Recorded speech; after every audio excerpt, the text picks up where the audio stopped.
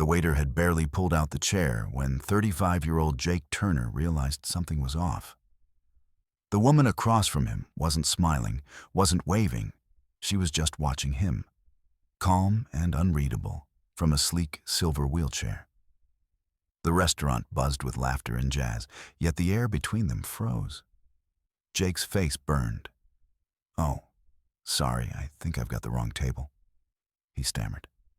Her lips curved slightly. "Maybe," she said. "Or maybe you sat at exactly the right one." Before we dive in, drop a comment with where you're watching from, and don't forget to hit subscribe for more videos like this. Let's begin. Jake's palms were still damp when he sat down. He wasn't supposed to be here. His sister had forced him into this blind date after months of telling him, "You can't raise a kid and rot alone forever, Jake." But dating wasn't something Jake did anymore. Between fixing cargo engines all day and packing his son's lunch at night, he barely had time to breathe, let alone flirt. Yet somehow, this woman, this graceful stranger in a wheelchair, looked at him like she saw straight through the chaos. "You look like a man who hasn't eaten a real meal in days," she said, her tone playful but observant. He let out a nervous laugh. "Work gets crazy, and cooking for a kid? Let's just say peanut butter sandwiches are a staple." Her expression softened. "You're a single dad?" "Yeah," he said quietly. "Been that way for 5 years." There was no pity in her eyes, only respect. "Then you already know how to handle pressure better than most people in this city." The waiter brought their food, and for a while, conversation flowed naturally. She told him her name, Grace Whitmore, 34, recently back in town after some time away. She didn't elaborate, and Jake didn't pry. When he spoke about his son's science fair project, she leaned in, genuinely listening. "You light up when you talk about him," she said softly. "That's rare these days. People forget to love the things that matter." For the first time in years, Jake felt seen, not as a worker or widower, but as a person. When the bill arrived, he reached for it instinctively. "At least let me pay for my mistake," he joked. Grace shook her head, a faint smile tugging at her lips. "Then let me pay for mine. Assuming I was supposed to stop you from sitting down." He laughed, and the sound felt good. As he stood to leave, Grace said something that stayed with him long after he walked out into the cool night air. "Sometimes, Jake, fate shows up looking like an accident." What he didn't know was that this accident would turn his entire life upside down by Monday morning. By Monday, the buzz in the air felt different. Rumors shot through the shipping yard like sparks: new leadership, strict audits, possible layoffs. No one knew who the new CEO was, only that she'd arrived unannounced and had already fired 3 regional directors. Jake Turner didn't care much for gossip. He had one focus: clock in, work hard, and pray the company didn't fold before his next paycheck cleared. Rent was overdue, and his 8-year-old Mason needed new shoes for school. That was life now. Survival, not comfort. He tightened the last bolt on a heavy diesel engine and wiped his grease-stained hands on a rag when the supervisor, Carl Benson, came stomping down the aisle. "Turner, you were late again." Jake frowned.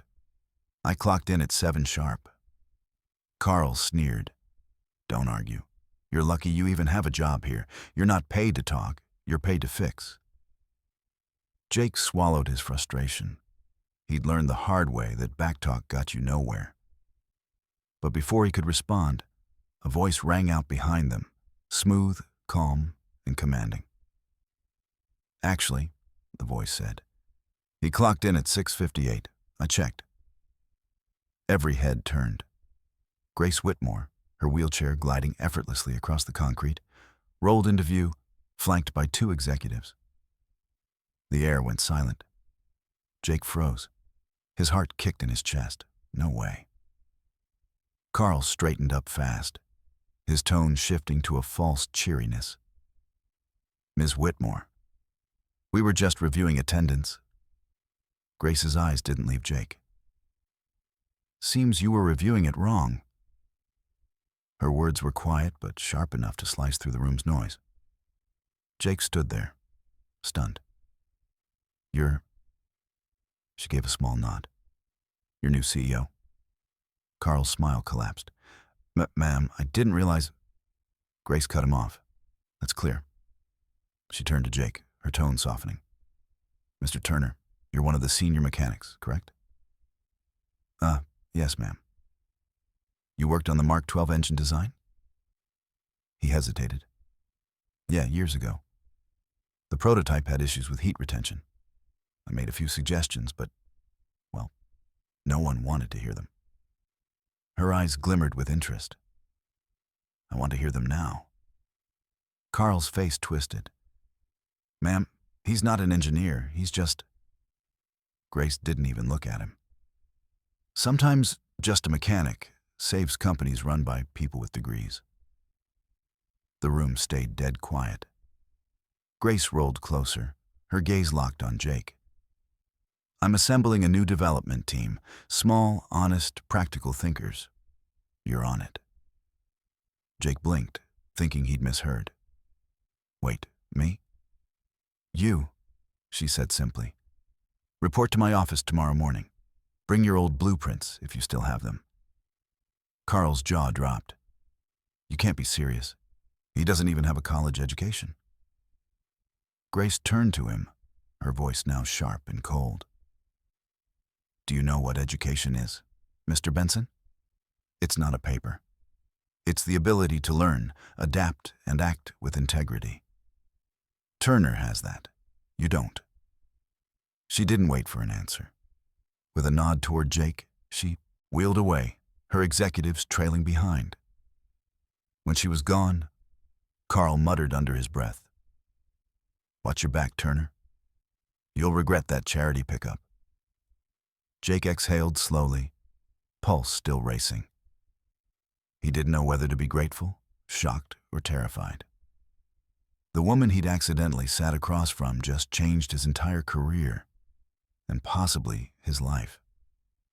That night, Jake picked up Mason from his neighbor's house and made dinner. Mac and cheese, the cheap kind. Mason sat on the counter, kicking his feet. You look happy, Dad, he said with a grin. Did something good happen? Jake smiled. Maybe. I think someone finally noticed me for what I do, not what I lack. Like Mom used to? The boy asked innocently. Jake's throat tightened, but he nodded. Yeah, like that.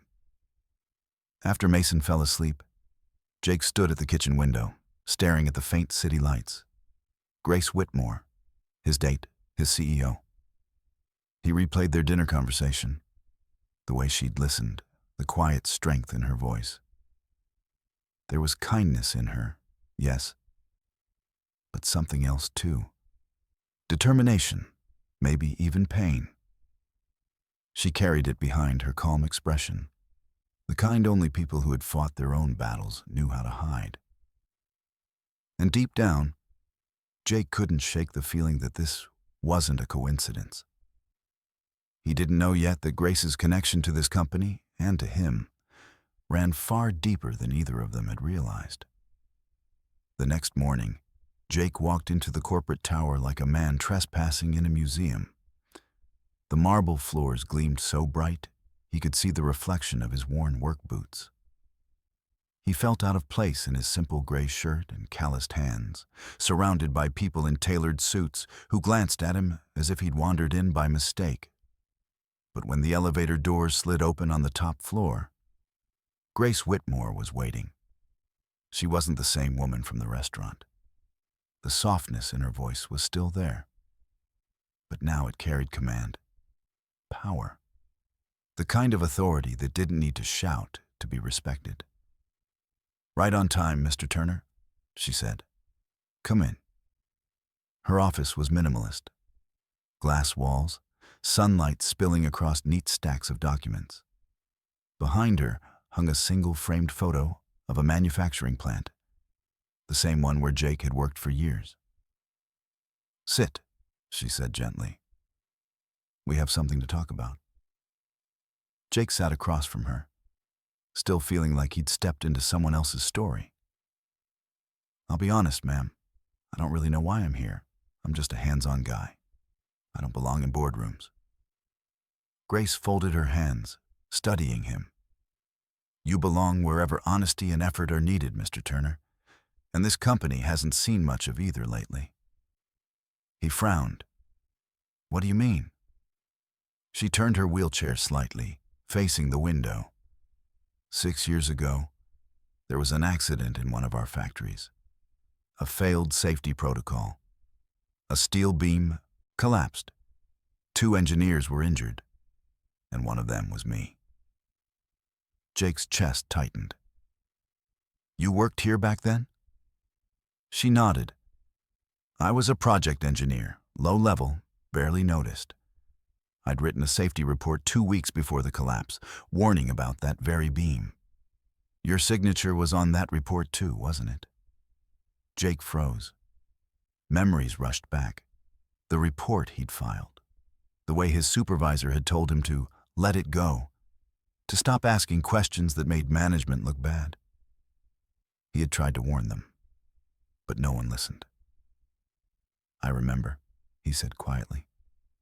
"I was told it wasn't my concern, that I'd lose my job if I kept pushing it." Grace's voice softened. "You were the only one who told the truth. Everyone else signed off on the cover-up."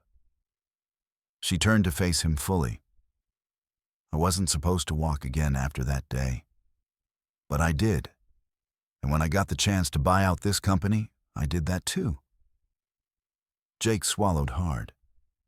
"You came back to get revenge?" Her eyes met his, calm but heavy. "No. I came back to rebuild it, to make sure no one else pays for greed or silence." She paused. "But I needed people who remember what honesty feels like." "You do?" He looked down at his hands, scarred, dirty, but steady. "I didn't think anyone even remembered that report."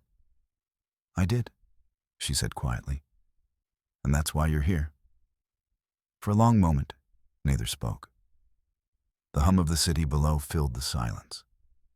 Grace reached for a folder on her desk and slid it toward him. "This is the new safety initiative. I want you to head it." He blinked. "Me? You've seen the floor. You know the people. You've worked the bolts they ignore in meetings. I don't need another executive. I need someone who understands what failure feels like and still chooses to fix things." Jake hesitated. "I don't have the degree or the title." Grace smiled faintly. "Sometimes the right person is the one no one notices until the world breaks." Her words struck something deep in him. An ache he hadn't known was still there. For years he'd felt invisible. Now someone saw him, not as a worker, not as a struggling father, but as a man who mattered. "Why me?" he asked softly. Grace leaned back, her expression unreadable.